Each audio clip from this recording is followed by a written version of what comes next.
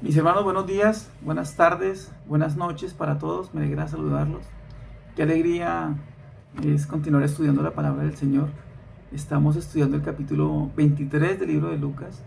Estamos en la última etapa del ministerio del Señor Jesucristo aquí en la tierra.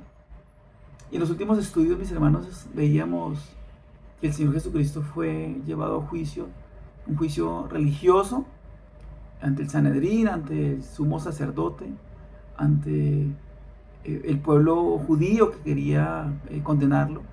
Pero también vimos que el Señor Jesucristo fue enviado a un juicio político, a un juicio ante las autoridades romanas. Y también vimos la postura de Pilato, que aunque él sabía que era inocente, primó más su interés sobre su posición, primó o le interesó más quedar bien con el pueblo judío. También vimos que Pilatos ofrece liberar a uno de los presos que tenía. Y el pueblo se inclina para que Barrabás, este preso que estaba ante las autoridades romanas, fuera liberado. Y condenaron al Señor Jesucristo a muerte. Mientras que el Señor Jesucristo era inocente, Barrabás era culpable, era una persona sediciosa, era un hombre revolucionario, era un hombre que estaba también sindicado por homicidio. Entonces era una persona con unas características bastante relevantes porque era enemigo del pueblo o de los romanos. Y aún así, con esas características, prefieren condenar al Señor Jesucristo a muerte y que esa persona fuera liberada. Barrabás no era un preso común, seguramente era una persona que estaba esperando ya el día de su ejecución. Y lo que sucedió es que el Señor Jesucristo fue condenado a muerte en el lugar de Barrabás. El Señor Jesucristo toma el lugar de Barrabás y fue lo que el pueblo judío le pidió a Pilatos. Barrabás sale libre y el Señor Jesucristo es condenado. Y de una manera muy literal, mis hermanos, en este caso podríamos decir que Cristo murió en el lugar de Barrabás. Y es lo mismo, mis hermanos, que conocemos nosotros como creyentes, que el Señor Jesucristo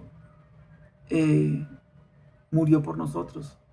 Fue por la gracia del Señor que Barrabás tuvo vida y no tuvo muerte.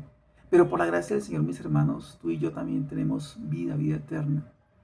Y no hemos sido condenados a muerte, porque Cristo murió en nuestro lugar, así como lo dice Romanos capítulo 5, versículo 8, que el Señor muestra su amor para con nosotros, en que aún siendo enemigos, en que aún siendo pecadores, en que aún estando en contravía del Señor, Cristo muere por nosotros.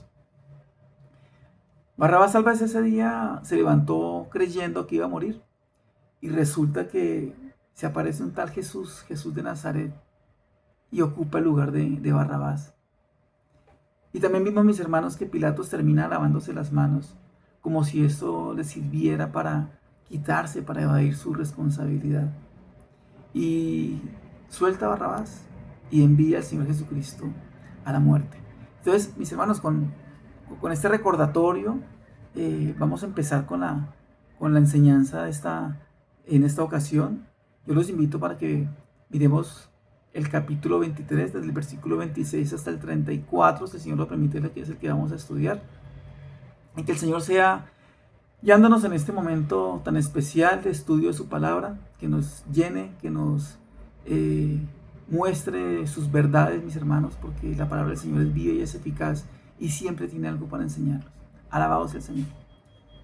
Versículo 26 del capítulo 23 dice: y llevándole, tomaron a cierto Simón de Cirene, que venía del campo, y le pusieron encima la cruz para que la llevase tras Jesús.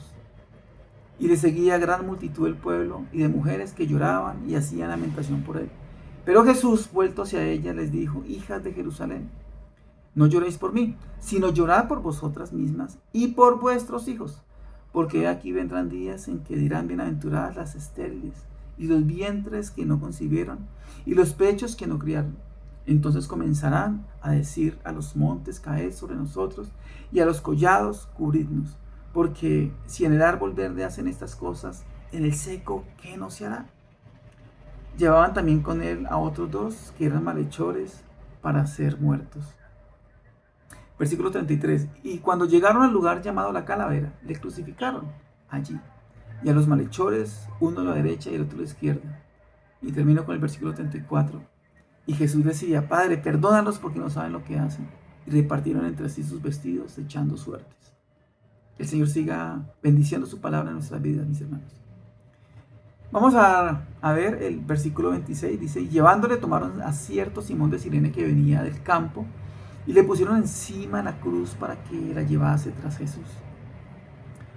Ten en cuenta, mis hermanos, que el Señor en este momento había sido golpeado, había sido torturado, había sido expuesto a los peores vejámenes de tortura, de castigo físico que nos podríamos imaginar, tanto por los judíos como por los romanos. Es más, el Señor Jesucristo no había descansado. Toda la noche fue en vela, recibiendo golpes, recibiendo humillaciones, llevándolos de un lugar a otro. Y como si fuera poco, le colocaron una corona de espinas. Y además de eso, Pilato, con tal de satisfacer la rabia del pueblo, ¿cierto?, mandó a que lo azotaran, con una cosa que se llamaba el flagelo, que básicamente es un látigo con varias trenzas, con varias cuerdas que se desprenden, donde se amarraban en sus puntas pedazos de piedras, pedazos de hueso. Y eso tenía una función, ¿no? Y era que el castigo fuera mucho más severo, que su cuerpo físico fuera desgarrado, para que fuera escarnecido. Lo escupieron, se burlaron del Señor, y ahora, como si fuera poco, tiene que tomar su cruz y caminar a ese lugar donde lo iban a crucificar. Los evangelios, mis hermanos, miren que no dan muchos detalles en cuanto a la cruz, ¿no? Pero se cree que era pues dos pedazos de madera, dos troncos atravesados, que era grande porque tenía que ser un poco más grande que la persona, y que tenía que ser pesada para que pudiera sostenerlo, para que fuera lo suficientemente fuerte a la hora que fueran a crucificar a la persona. Otros piensan que no eran los dos palos, sino era solamente el travesaño, y se lo colocaban de lado a lado para que lo llevara. Pero bueno, mis hermanos, de todas maneras, sea, lo que sí sabemos es que el Señor Jesucristo no tenía condiciones físicas para poder llevar esa cruz. Estaba supremamente cansado, golpeado, estaba sin fuerzas, estaba herido, su muerte se estaba acercando. Recordemos que estos romanos eran crueles a la hora de castigar. Y estaba tan débil que no podía llevar más esa cruz. Él se cae. Esto nos habla, mis hermanos, acerca de la humanidad de Cristo. Cristo era, o es Dios, pero también era hombre. Humanamente no podía seguir cargando ese peso. No tenía fuerza, mis hermanos. Entonces agarran a una persona que estaba por ahí, pasando por ahí, un tal Simón de Cirene. Y lo interesante, mis hermanos, en cuanto a este hombre es que Lucas no escribe el libro de Lucas sino hasta después de que 30 años aproximadamente, después de que pasaron estos eventos. Y acá hay algo bastante interesante, porque Lucas no estuvo ahí. Él no escribió de manera inmediata eso que él describe en el Evangelio de Lucas. Pero entonces, lo interesante es cómo Lucas coloca el nombre de la persona que se llama Simón y su origen de Cirene. ¿Cómo sabe el nombre de aquel que le llevó la cruz al Señor? Lo normal sería que hubiera dicho, bueno, y pasando esto, cogieron a un hombre sin más que agregar, sino un hombre, ya sería como lo más normal, ¿no? Pero no, 30 años después del suceso, Lucas coloca casi que el nombre y el apellido, por llamarlo de alguna manera. Lo normal sería que no lo hubiera hecho. Pero Simón de Cirene aparece en esta historia. Su nombre es Simón Cirene porque pertenecía a una población, a un lugar llamado Cirene que quedaba en África. Lo más probable, aunque no haya evidencia bíblica al respecto, mis hermanos, es que este hombre, Simón de Cirene, en algún momento llegó a conocer del Evangelio. En algún momento Simón de Cirene le entrega la vida a Cristo. Y el Evangelio de Marcos, mis hermanos, nos da unas luces para que podamos entender esto un poco mejor. Nos da una pista, pero ¿por qué añadiría este detalle tan importante? Miremos por un momento, mis hermanos, lo que nos enseña Marcos capítulo 15, versículo 21. Nos dice este pedazo esta porción de Marcos, versículo 21. Y obligaron a uno que pasaba, Simón de Cirene, y acá viene algo muy interesante, padre de Alejandro y de Rufo, que venía del campo a que le llevase la cruz. Entonces acá ya vemos cómo Marcos da unos detalles importantes que podemos tener en cuenta. Dice que si Alejandro y Rufo fueran conocidos por el resto de la iglesia, o sea, Simón de Cirene era familia de Alejandro y de Rufo, que eran conocidos en la iglesia cristiana, lo que está ahí como lo relata Marcos. Y eso es lo que hace pensar, mis hermanos, que este hombre, Simón de Cirene, y su familia llegaron a conocer del Evangelio. Es más, el apóstol Pablo, mis hermanos, por allá en el capítulo 16 de Romanos, dice algo muy interesante. Permítame y lo leo para que podamos entender un poco más. Dice 16:13, saludad a Rufo, escogido en el Señor, y a su madre y mía. Dice que Rufo era conocido de Pablo y que la mamá de Rufo era tan allegada a Pablo que la considera como si fuera también la mamá de Pablo. Entonces vemos acá que este hombre, Simón de Cirene, llega a los pies de Cristo, es lo que podemos entender. Entonces, mis hermanos, estamos viendo acá cómo el Señor Jesucristo ya no tenía fuerzas. Cogen a este hombre llamado Simón de Cirene para que le ayudara a llevar la cruz. Y vemos cómo tiene este hombre ciertas conexiones con la iglesia primitiva. Entonces es muy probable, mis hermanos, que Simón de Cirene hubiera llegado a Jerusalén a celebrar la fiesta de la Pascua. Y se encontró con Jesús sin querer. Y no sé si a ti te pasó igual, pero a mí me pasó así. Yo me encontré con el Señor Jesucristo sin querer. Yo estaba en mis cosas, yo era un joven de 20 años aproximadamente. Y alguien me compartió el Evangelio. Y tuve un encuentro personal con el Señor. Yo estaba dedicado a mi trabajo, yo estaba dedicado a estudiar. Y alguien me predicó. Y tuve un encuentro con el Señor. Y Simón de Cirene le pasó lo mismo. Yo creo que a todos nosotros nos pasó igual. Nosotros nacemos siendo enemigos del Señor. Pero el Señor, por su gracia, tiene el encuentro con nosotros. Toca nuestro corazón y nosotros decidimos de seguir al Señor. Simón de Cirene se convierte en un discípulo también que es muy visible. ¿Por qué? Porque es que literalmente Simón de Cirene toma la cruz del Señor. Dice Mateo 16:24, algo muy interesante, y pareciera que describe lo que hizo Simón de Cirene en aquel momento. Entonces Jesús dijo a sus discípulos: si alguno quiere venir en pos de mí, niéguese a sí mismo y tome su cruz y sígame. Y sígame, dice el Señor. Entonces acá vemos que de manera literal Simón de Cirene se está negando a sí mismo. ¿Por qué? Porque no puede decir que no quiere llevar esa cruz. Él debe hacerlo. Y toma la cruz del Señor y le sigue. Bastante interesante. Y ese es un ejemplo de alguien que tiene un encuentro con el Señor y cambia todo en su vida. Simón de Cirene está personificando ese versículo que nos regala el Señor en Mateo capítulo 16, versículo 24. Sigamos, mis hermanos, versículo 27 al 29.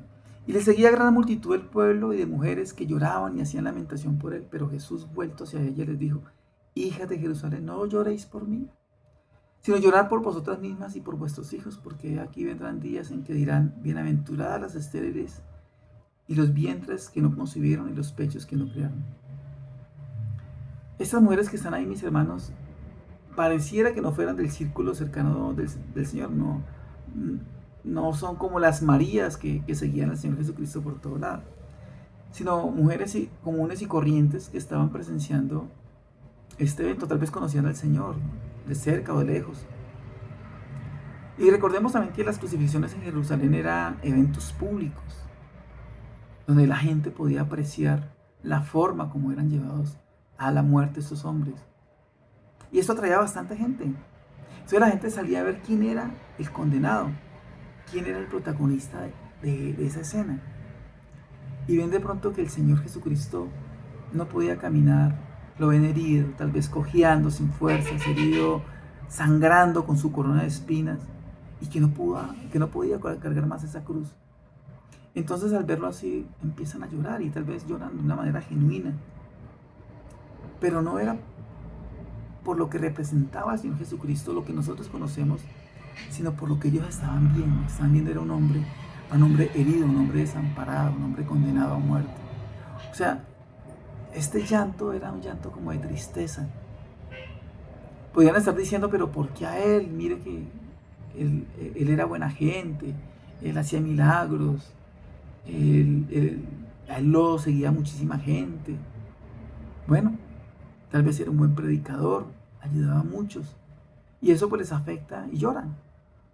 Pero el Señor les dice que, mire, no lloren por mí, no me vean como una víctima de todo esto.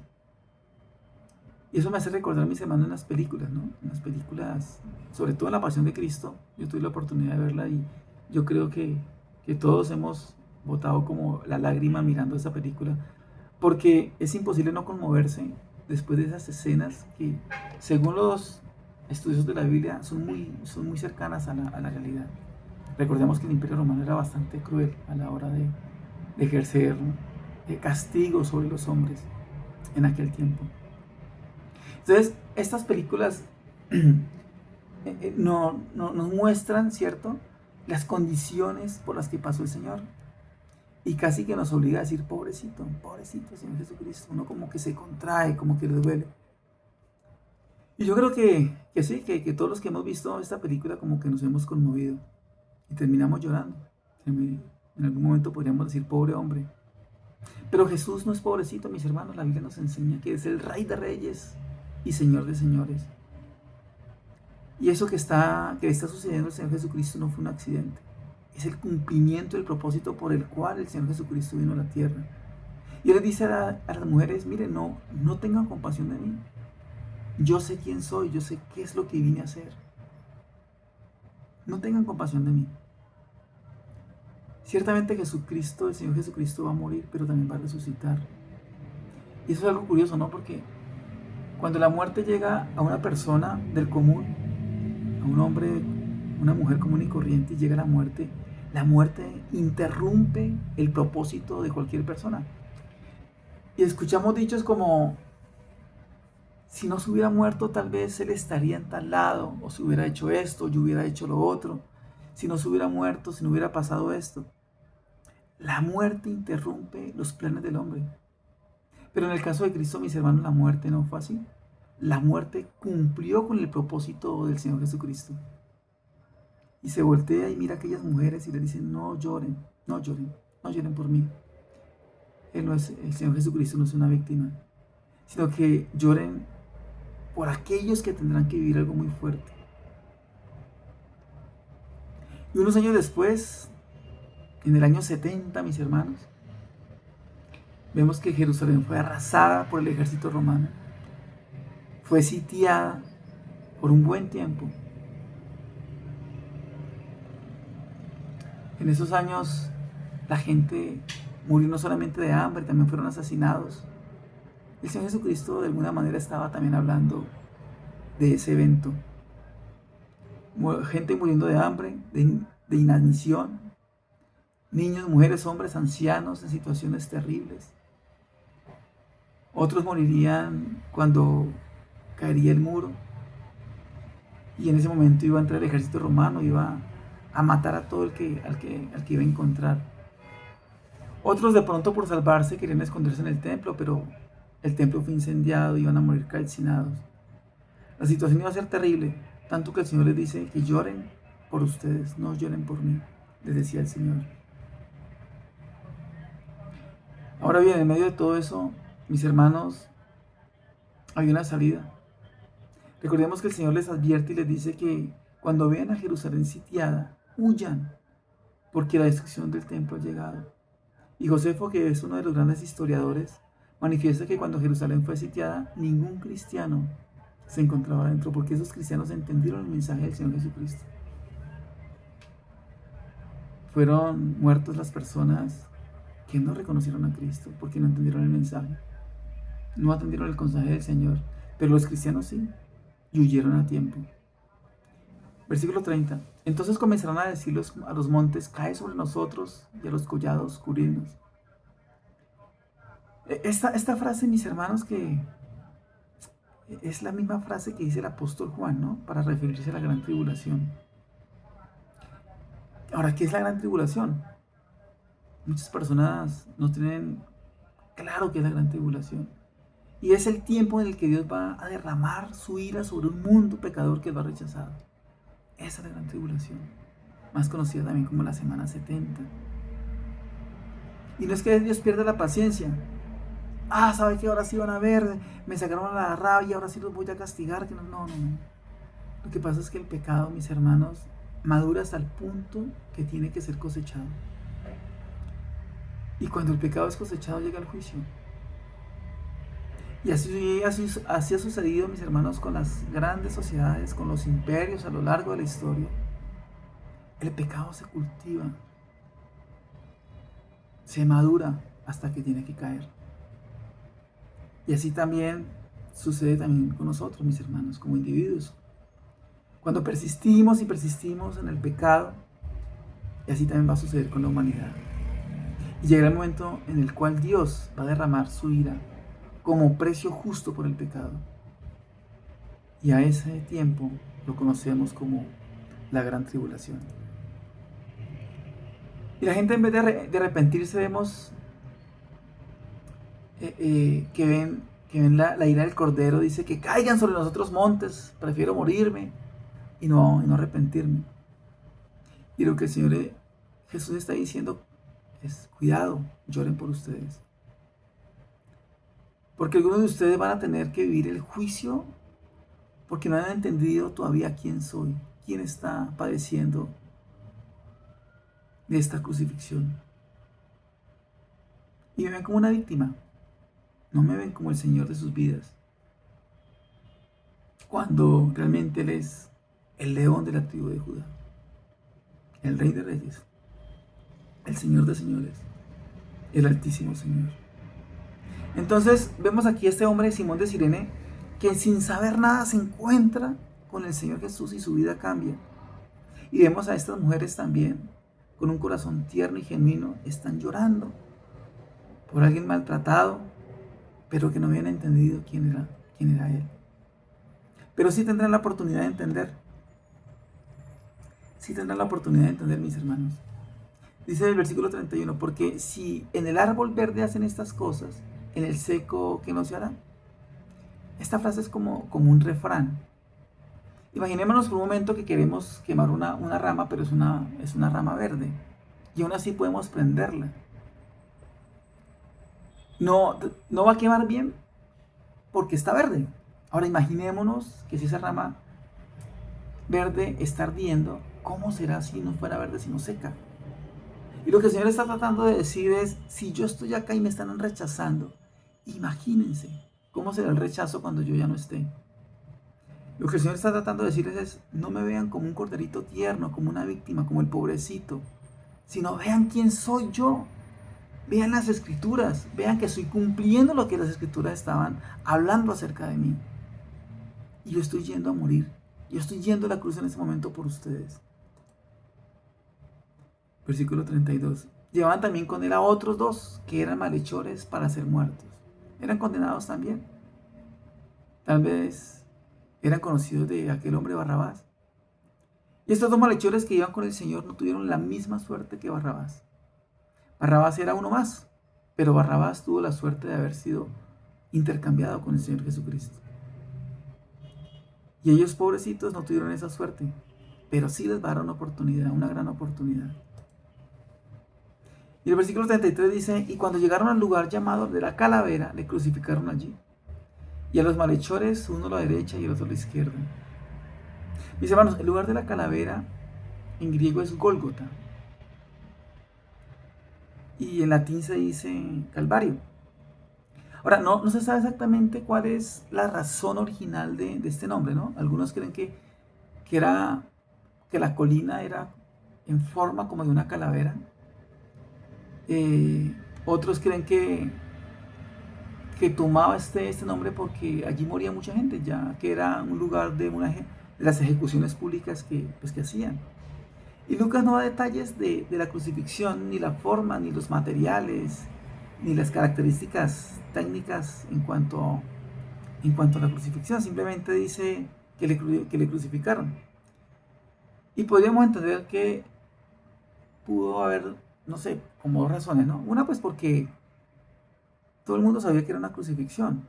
Ya sabían, ya miraban cómo la gente condenada iba a ser crucificada. Y la otra razón, mis hermanos, es porque no quería que vean al Señor Jesucristo como un mártir. Y muchas personas lo ven así, ¿no? Hasta tienden por tradición colgarse un escapulario, una cruz con el Señor Jesucristo, simbolizando al Señor Jesucristo en una cruz. Como el pobrecito, uno ingresa a esas iglesias tradicionales o las ve en fotos, en videos, y lo primero que ve son esas estatuas llenas de sangre, mostrando a una persona débil como el pobrecito, y era lo que el Señor no quería. Porque el Señor en el que hemos creído no se quedó ahí en esa cruz. Él resucitó al tercer día y Él triunfó sobre la muerte. Tanto así que por haber resucitado somos salvos. Y la iglesia tradicional o la religión tradicional enseña ese tipo de creencias. Afortunadamente nosotros creemos es por fe y no por vista. Pero también vemos que hay iglesias que se aprovechan, ¿no?, de esta escena y tratan como de chantajear y hacer llorar a la gente que asiste a aquellas congregaciones. Y les hablas y los hacen llorar por la lástima, no sé. Y no por un llanto, y no tiene un llanto de arrepentimiento, sino de lástima, y no de pobrecito Jesús. Ahora, yo creo que cualquier persona que vea a otra, pues no solamente el Señor, ¿no?, pero ver a otra persona sufriendo, torturado, bueno, por lo que hemos visto, desafortunadamente, nuestra sociedad está supremamente en decadencia y vemos noticias y vemos gente torturada y eso lo conmueve a uno. Entonces quieren hacer ver al Señor Jesucristo como el pobrecito, como la víctima, pero no, mis hermanos. Y Lucas es muy directo y solo menciona que fue crucificado al lado de esos dos malhechores. Y eso me hace recordar lo que nos enseña Isaías 53, del 3 al 7. No lo voy a leer por cuestiones de tiempo, mis hermanos. Pero Isaías es muy claro en cuanto a esta escena. Versículo 34. Y Jesús decía, Padre, perdónalos porque no saben lo que hacen. Y repartieron entre sí sus vestidos echando suertes. Perdónalos porque no saben lo que hacen es de las primeras frases que dice el Señor desde la cruz. Y llama mucho la atención porque aún en esas condiciones, aún como fue tratado, como fue condenado, como fue vituperado, como fue humillado, escupido, Él sigue mostrando misericordia desde la cruz. Y lo sigue haciendo, mis hermanos, hasta el día de hoy. El Señor tiene misericordia de nosotros y de los que no creen porque no ha llegado. Esa frase que dijo en la cruz, perdónalos porque no saben lo que hacen, sigue vigente. Él podría haber lanzado el juicio en ese mismo momento. El Señor hubiera dicho, Padre, elimínalos. Pero no, Él dice, Padre, perdónalos porque no saben lo que hacen. Y el Señor encarna su propio mensaje. Recordemos cuando Él dijo en Lucas 6:28, mis hermanos, miremos por un momento, bendecid a los que os maldicen y orad por los que os calumnian. El Señor Jesucristo estaba encarnando, estaba estaba practicando lo que él enseñó, estaba bendiciendo a los que lo trataron mal. Y dice: Señor, perdónalos porque no saben lo que hacen. Ahora bien, la ignorancia no te excusa del pecado, ¿no? Estos hombres eran responsables por sus pecados, aunque no hayan entendido que eran pecadores. Pero el Señor está aquí clamando en este momento por tiempo, por misericordia, y Dios le concede esa petición. Tanto así que esa misericordia nos alcanzó a nosotros también, porque nosotros no nacimos siendo cristianos, dice la palabra que nacimos siendo enemigos del Señor. Y muchos de los que estaban ahí burlándose, muchos de los que fueron protagonistas al condenar al Señor Jesucristo, muchos de ellos iban a ser salvos más adelante, unos días más adelante cuando el Señor iba a resucitar. Muchos creyeron, unos días más en Pentecostés, más adelante cuando Pedro predicó, muchos también iban a creer. Y Jesús pudo haber traído el juicio inmediatamente, pero Él dice: no, aún no, démosle tiempo. Ellos no saben lo que hacen. Espera, Padre, esperemos. Y les va a dar una oportunidad a todos los que estaban ahí para que escucharan el Evangelio y llegaran al arrepentimiento. El versículo 34 continúa diciendo: y repartieron entre sí sus vestidos echando suertes. Mis hermanos, habían soldados romanos que vieron a Jesús que tenía su manto de una sola pieza, es decir, era en cierta forma costoso, era un tejido especial. Y eso era lo que hacía que esa prenda fuera en cierta manera cara.